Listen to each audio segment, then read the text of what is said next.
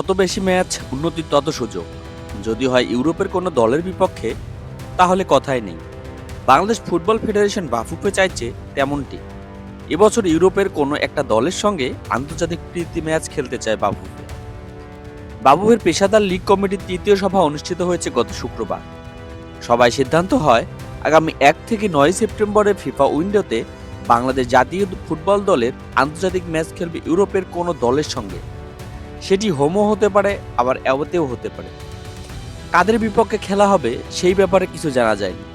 দেশের ফুটবলের চলমান জোয়ার ধরে রাখতে এবং উন্নত করতে বাফুফে থেকে চলছে সব রকম চেষ্টা। হামজা ফাহমিদুলরা ইতিমধ্যে খেলেছেন ইউরোপে। সমিত কানাডায় খেললেও মান ফেলে দেওয়ার মতো নয়। প্রবাসী এসব ফুটবলারদের গতির কাছে স্থানীয়দের গতি কমই হওয়ার কথা।